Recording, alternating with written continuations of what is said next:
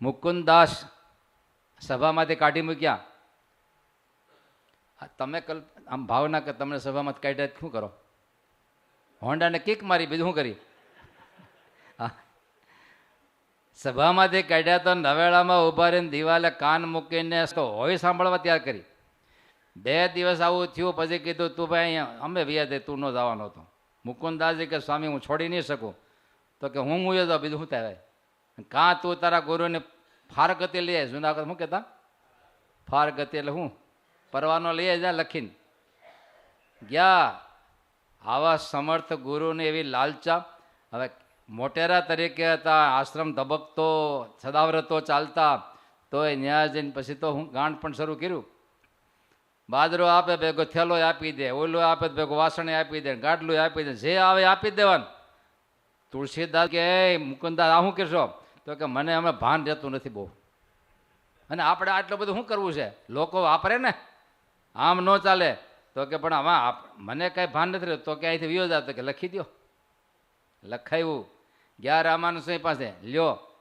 તો કે તું પરણેલું સ્વામી સમાચાર છે, ઘેરેથી રજા લેતો આવી જા. બીજું એવું પાછું ગયા ત્યાં રજા માગી ન આપી, ત્યાંય ગાંડા થયા. રામ કટોકટ મવડી ફૂલી, રામ કટોકટ ગામમાં ઠેકડા માર્યા કે કોઈને વાસડા છોડી આવે ને કોઈ છોકરાને સીંટિયા ભરી આવે ને આખા ગામમાં માથે લીધું. ફરિયાદ આવી ગામ ધણી દરબાર પાસે કે આમ કરે છે. દરબારે આવીને જોયું કે આમાં કંઈક બીજું દેખાય છે, ગાંડ પણ નથી, અંદર ખાને કંઈક છે.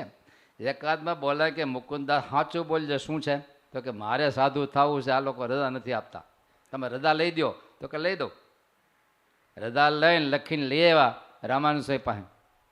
લ્યો બાપજી, દીક્ષા આપી, અઠવાડિયામાં કે જાઓ ભુજ ભણવા આવ્યા જાઓ. સેવા કરવા આવ્યા હતા, સમાગમ કરવા આવ્યા હતા, શું થયું? તમે સત્સંગમાં આવ્યા ને કંઈ ખાડો ખોદો અહીંયા, 1 દી 2 દી 3 દી ખાડો ખોદાયો પછી શું કરો?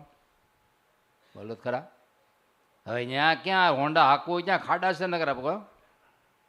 પણ ટકી રહેવું ઠેઠ સુધી.